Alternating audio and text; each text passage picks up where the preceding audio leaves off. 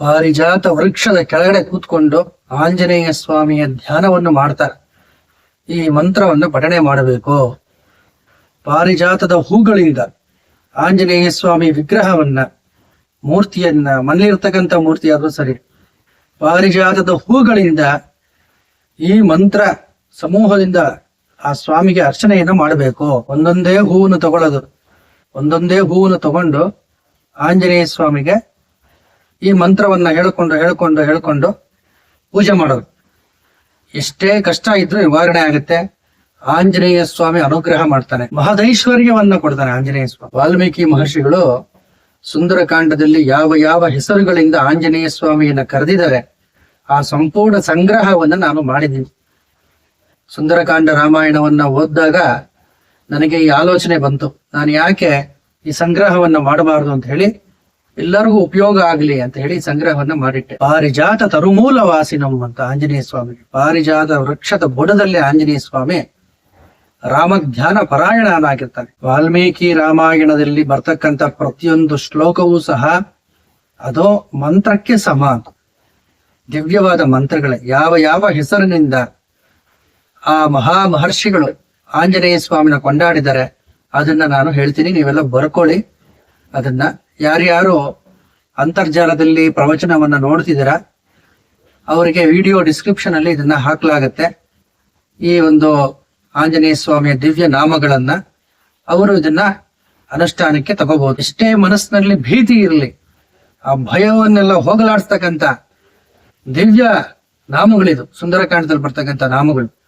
ಯಾಕಂತ ಹೇಳಿದ್ರೆ ಇದ್ರಲ್ಲಿ ಬರೋದೆಲ್ಲ ಕಪಿಗುಂಜರಾಯ ನಮಃ, ಕಪಿ ಕೇಸರಿನೇ ನಮಃ, ಕಪಿ ಶಾರ್ದೂಲಾಯ ನಮಃ, ಈ ರೀತಿ ಮಂತ್ರಗಳಿದೆ. ಅಂದ್ರೆ ಮನುಷ್ಯನಲ್ಲಿರ್ತಕ್ಕಂಥ ವೀರತ್ವವನ್ನ, ಧೈರ್ಯವನ್ನ, ಪರಾಕ್ರಮವನ್ನ ಬಡಿದು ಎಬ್ಬಿಸ್ತಕ್ಕಂಥ ಮಹಾಮಂತ್ರಗಳಿವೆಲ್ಲ. ಅಂತಹ ದಿವ್ಯ ನಾಮಗಳಿಂದ ಆಂಜನೇಯ ಸ್ವಾಮಿನ ಕರೆದಿದ್ದಾರೆ. ಕೇಸರಿ ಅಥವಾ ಗಂಧದಲ್ಲಿ ಕೇಸರಿ ಗಂಧ, ಪಚ್ಕರ್ಪೂರ ಇದನ್ನೆಲ್ಲ ಮಿಶ್ರಣ ಮಾಡಿಕೊಂಡು, ಹೇಗೆ ಅಂತ ನಾನು ಹೇಳ್ತೀನಿ. ಶ್ರೀಗಂಧವನ್ನ ತೇಯ್ಬೇಕು, ಅದರ ಜೊತೆಗೆ ಕೇಸರಿ ಬರುತ್ತೆ, ಕುಂಕುಮ ಕೇಸರಿ, ಅದನ್ನ ಹಾಕ್ಬೇಕು. 2 ಎಸಳು ಅಥವಾ 3 ಎಸಳನ್ನ ಹಾಕಿ ಸ್ವಲ್ಪ ಹಾಲು, ತುಳಸಿ ಇದನ್ನೆಲ್ಲ ಹಾಕಿ ತೇಯ್ಬೇಕು. ಆಗ ಒಂದು ಗಂಧ ನಮಗೆ ಸಿಗುತ್ತೆ. ಅದನ್ನ ಆಂಜನೇಯ ಸ್ವಾಮಿಯ ಬಾಲಕ್ಕೆ ಹಚ್ಚಬೇಕು. ಈ ಮಂತ್ರಗಳನ್ನು ಹೇಳ್ಕೊಂಡು ಸಂಪೂರ್ಣವಾದಂತಹ ಸಾರವನ್ನ, ಆಂಜನೇಯ ಸ್ವಾಮಿಯ ವ್ಯಕ್ತಿತ್ವವನ್ನ ವೀರತೆಯ ದೃಷ್ಟಿಕೋನದಲ್ಲಿ ವಾಲ್ಮೀಕಿ ಮಹರ್ಷಿಗಳು ನೋಡಿ ಈ ನಾಮಗಳಿಂದ ಕರೆದಿದ್ದಾರೆ. ಮಹಾಬಲಾಯ ನಮಃ. ಮೊದಲು ನಾನು ಈ ನಾಮಗಳನ್ನ ಹೇಳ್ಕೊಂಡು ಹೊಟ್ಟೋಗ್ತೀನಿ, ಆಮೇಲೆ ನೀವು ಬರ್ಕೊಳ್ಳಿ. ಆಮೇಲೆ ನಾನು ಅದನ್ನ ಅರ್ಥವನ್ನ ಹೇಳ್ತಾ ಹೋಗ್ತೀನಿ. ಇದನ್ನ ನಿಮ್ಗೆಲ್ಲ ಕೊಡಲಾಗತ್ತೆ. ನಾನೇನಾದ್ರೂ ವೇಗವಾಗಿ ಹೇಳ್ತೀನಿ ಅಂತ ನಿಮ್ಗೆ ಅನ್ಸಿದ್ರೆ ಇದನ್ನ ಕೊಡಲಾಗತ್ತೆ ನಿಮ್ಗೆಲ್ಲರಿಗೂ, ಪ್ರತಿಯೊಬ್ಬರಿಗೂ. ಆದ್ರಿಂದ ಕೇಳಿಸ್ಕೊಳ್ಳಿ. ಮಹಾಬಲಾಯ ನಮಃ, ಮಾರುತಾತ್ಮಜಾಯ ನಮಃ, ವಾನರರ್ಷಭಾಯ ನಮಃ, ವಾನರೋತ್ತಮಾಯ ನಮಃ, ಕಪಿಕುಂಜರಾಯ ನಮಃ, ಮಹಾಕಪಯೇ ನಮಃ, ವಾಯುಪುತ್ರಾಯ ನಮಃ, ಶುಕ್ಲದಂಷ್ಟ್ರಾಯ ನಮಃ, ಅನಿಲಾತ್ಮಜಾಯ ನಮಃ, ವಾನರಸಿಂಹಾಯ ನಮಃ, ಕಪಿಶಾರ್ದೂಲಾಯ ನಮಃ, ವಾನರೇಶ್ವರಾಯ ನಮಃ, ಕಪಿಮುಖ್ಯಾಯ ನಮಃ, ಹರಿಪುಂಗವಾಯ ನಮಃ, ಲಕ್ಷ್ಮೀವಂತಾಯ ನಮಃ, ಭೀಮವಿಕ್ರಮಾಯ ನಮಃ, ಹರಿಶ್ರೇಷ್ಠಾಯ ನಮಃ, ಪ್ರಿಯವಾದಿನೇ ನಮಃ, ವಿನೀತಾಯ ನಮಃ, ಹರಿಶಾರ್ದೂಲಾಯ ನಮಃ, ಮಹಾಕಾಯಾಯ ನಮಃ, ನಿಷ್ಪ್ರಮಾಣ ಶರೀರಾಯ ನಮಃ, ವೀರ್ಯವಂತಾಯ ನಮಃ, ರಾಮಕಾರ್ಯಾರ್ಥಿನೇ ನಮಃ, ಭೀಮಕರ್ಮಣೇ ನಮಃ. ಕೆಲವು ನಾನು ಬಿಟ್ಟಿರಲೂಬಹುದು.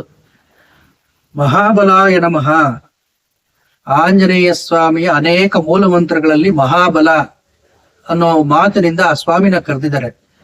ಬಲಶಾಲಿಗಳಲ್ಲೆಲ್ಲ ಮಹಾಬಲಶಾಲಿ ಆಂಜನೇಯ ಸ್ವಾಮಿ. ಭೀಮಸೇನನಿಗೂ ಸಹ ಆಂಜನೇಯ ಸ್ವಾಮಿಯ ಬಾಲದ ಒಂದು ಕೂದಲನ್ನು ಕೊಂಗಿಸೋದಕ್ಕಾಗ್ಲಿಲ್ಲ, ಅಂತ ಮಹಾಬಲಶಾಲಿ ಆಂಜನೇಯ ಸ್ವಾಮಿ. ಮಾರುತಾತ್ಮಜಾಯ ನಮಃ, ವಾಯುಪುತ್ರ, ವಾಯುವಿನ ಆತ್ಮಜ ಅಂದ್ರೆ ವಾಯುಪುತ್ರ ಅಂತ. ವಾನರೋತ್ತಮಾಯ ನಮಃ, ವಾನರರೆಲ್ಲ ಉತ್ತಮನಾದಂಥವನು, ಸದ್ಗುಣಶಾಲಿ, ಧ್ಯಾನಪರಾಯಣ, ಬ್ರಹ್ಮಚಾರಿ, ತಪಸ್ವಿ. ಯಾರು? ಆಂಜನೇಯ ಸ್ವಾಮಿ. ಅದಕ್ಕೆ ವಾನರೋತ್ತಮ ಅಂತ ಕರೆದಿದ್ದಾರೆ. ಮಹಾಕಪಿ, ಸಾಮಾನ್ಯವಾದ ಕಪಿ ಅಲ್ಲ, ಮಹಾಕಪಿ. ಬಲದಲ್ಲಿ, ವಿಕ್ರಮದಲ್ಲಿ, ಜ್ಞಾನದಲ್ಲಿ, ಬುದ್ಧಿಯಲ್ಲಿ, ತೇಜಸ್ಸಲ್ಲಿ, ಜ್ಞಾನದಲ್ಲಿ, ಎಲ್ಲದರಲ್ಲೂ ಆತ ಶ್ರೇಷ್ಠ. ಅದನ್ನು ಮಹಾಕಪಿ ಅಂತ ಕರೆದಿದ್ದಾರೆ. ಶುಕ್ಲದಂಷ್ಟ್ರಾಯ ನಮಃ, ಕೋರೆ ಹಲ್ಲು, ಆಂಜನೇಯ ಸ್ವಾಮಿಯ ಕೋರೆ ಹಲ್ಲು ಅದು ಅತ್ಯಂತ ಪ್ರಕಾಶಮಾನವಾಗಿ ಬಿಳುಪಾಗಿತ್ತಂತೆ. ಅದಕ್ಕೆ ಶುಕ್ಲ ದಂಷ್ಟ್ರಾಯ ನಮಃ, ಕಪಿ ಮುಖ್ಯಾಯ ನಮಃ. ಕಪಿ ಮುಖ್ಯ, ಕಪಿ ಸೇನೆಗೆ ಮುಖ್ಯನಾದವನು ಯಾರು? ಆಂಜನೇಯ ಸ್ವಾಮಿ. ಹರಿಪುಂಗವಾಯ ನಮಃ, ಕಪಿ ಸೇನೆಯಲ್ಲಿ ಶ್ರೇಷ್ಠನಾದವನು. ಪ್ರಿಯವಾದಿನೇ ನಮಃ, ಆಂಜನೇಯ ಸ್ವಾಮಿ ಮಾತಾಡ್ಬೇಕಾದ್ರೆ ಯಾರ ಮನಸ್ಸನ್ನು ನೋಯಿಸ್ತಿರ್ಲಿಲ್ಲ. ಯಾರ ಹತ್ರ ಹೇಗೆ ಮಾತಾಡಬೇಕು ಅನ್ನೋ ಕಲೆ ಆಂಜನೇಯ ಸ್ವಾಮಿ ಗೊತ್ತಿತ್ತು. ಪ್ರಿಯವಾದಿನೇ ನಮಃ, ಅವನ ಮಾತಿನಲ್ಲಿ ಮಧುರದನ, ಧೈರ್ಯ, ಸಾಂತ್ವನ ಇವೆಲ್ಲ ಇರುತ್ತೆ. ಅದಕ್ಕೆ ಸೀತಾದೇವಿ ಕೇಳ್ಕೊಳ್ತಾಳಂತೆ ಆಂಜನೇಯ ಸ್ವಾಮಿ, ನೀನು ವಾಪಸ್ ಹೋಗ್ಬೇಡಪ್ಪ, ನೀನು ಇರೋದ್ರಿಂದ ನನಗೆ ಧೈರ್ಯ. ನೀನು ವಾಪಸ್ ಹೊಟ್ಟೋದ್ರೆ ಮತ್ತೆ ನಾನು ರಾವಣ ಏನು ಮಾಡ್ಬಿಡ್ತಾನೋ, ನಿನ್ನ ಸಾನ್ನಿಧ್ಯ, ನೀನು ಅಲ್ಲಿ ಕೂತ್ಕೊಂಡಿದ್ಯಾ, ನಿನ್ನನ್ನು ನೋಡ್ದಾದ್ರೆ ನನಗೆ ಧೈರ್ಯ, ಸ್ಥೈರ್ಯ, ಆನಂದ, ಸಂತೋಷ ಎಲ್ಲ ಆಗ್ತಿದೆ. ಇವೆಲ್ಲ ಸೀತಾದೇವಿ ಹೇಳ್ತಾಳೆ ಆಂಜನೇಯ ಸ್ವಾಮಿಗೆ, ತಾಯಿ ನಾನು ಹೋಗ್ಲೇಬೇಕಾಗಿದೆ, ನೀನು ಹೆದರಬೇಡ, ರಾಮ ಕಪಿಸೇನೆ ಕರ್ಕೊಂಡು ಬಂದೇ ಬರ್ತಾನೆ ಅಂತ. ಅಂತಹ ಆಂಜನೇಯ ಸ್ವಾಮಿ ಎಲ್ಲಿರ್ತಾನೋ ಅಲ್ಲಿ ಶೋಕವೇ ಇಲ್ಲ. ಸೀತಾದೇವಿಗೆ ಧೈರ್ಯವನ್ನು ತುಂಬುದವನು ಆಂಜನೇಯ ಸ್ವಾಮಿ. ಅದಕ್ಕೆ ಪ್ರಿಯವಾದಿನೇ ನಮಃ, ಯಾವಾಗ್ಲೂ ಪ್ರಿಯವನ್ನೇ ಮಾತಾಡೋನು ಆಂಜನೇಯ ಸ್ವಾಮಿ. ವಿನೀತಾಯ ನಮಃ, ಎಷ್ಟೇ ಶಕ್ತಿ ಇದ್ರು ಪರಾಕ್ರಮ ಇದ್ರು ಮನುಷ್ಯ ವಿನೀತನಾಗಿರ್ಬೇಕು, ವಿನಯದಿಂದ ಇರಬೇಕು. ಆ ವಿನಯವನ್ನು ರೂಢಿಸ್ಕೊಂಡಿದ್ದ ಆಂಜನೇಯ ಸ್ವಾಮಿ. ಆದ್ರಿಂದಲೇ ರಾಮಾಯಣದಲ್ಲೆಲ್ಲ ಮುಕುಟ ಪ್ರಾಯನಾಗಿ ಆಂಜನೇಯ ಸ್ವಾಮಿ ನಮಗೆ ಕಾಣಿಸ್ತಾರೆ. ನನಗ್ ಶಕ್ತಿ ಇದೆ ಅಂತ ಅವನು ಏನ್ ಬೇಕೋ ಅದನ್ನ ಮಾಡ್ಲಿಲ್ಲ. ರಾವಣಾಸುರನ್ನ ಎತ್ಕೊಂಡು ಬಂದ್ಬಿಡುವುದಾಗಿತ್ತು ಆಂಜನೇಯ ಸ್ವಾಮಿ. ಸೀತಾದೇವಿ ನೋಡಕ್ ಹೋದಾಗ್ಲೆ ಆ ಕೆಲಸ ಮಾಡ್ಲಿಲ್ಲ ಅವನು.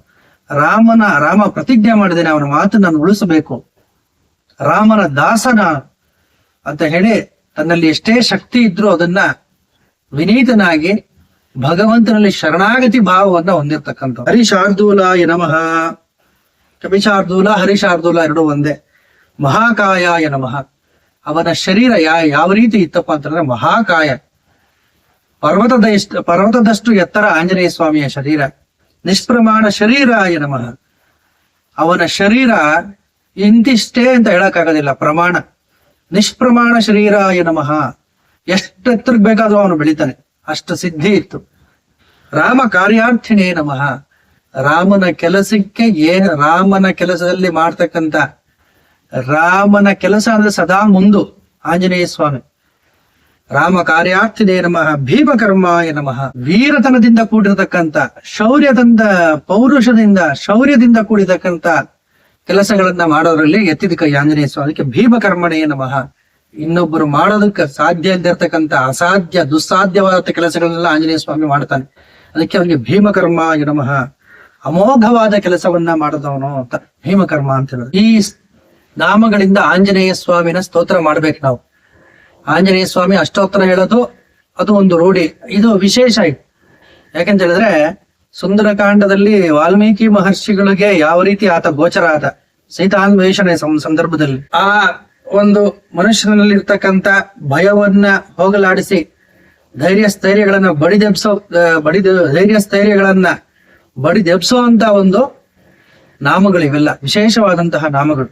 ಇದನ್ನ ಜಪ ಮಾಡಬೇಕು. ಜಪಮಾಲಿನಲ್ಲಿ ಜಪ ಮಾಡಿ ಅದನ್ನ ಹಾಕೊಂಡಾಗ ನಮಗೆ ಆಂಜನೇಯ ಸ್ವಾಮಿಯ ದಿವ್ಯ ಅನುಗ್ರಹ ಲಭಿಸುತ್ತೆ. ಆ ತೇಜಸ್ಸು ಮುಖದಲ್ಲಿ, ಆ ಒಂದು ಧೈರ್ಯ, ಜ್ಞಾನ, ಬುದ್ಧಿ ಇದೆಲ್ಲ ಬೆಳವಣಿಗೆ ಆಗುತ್ತೆ.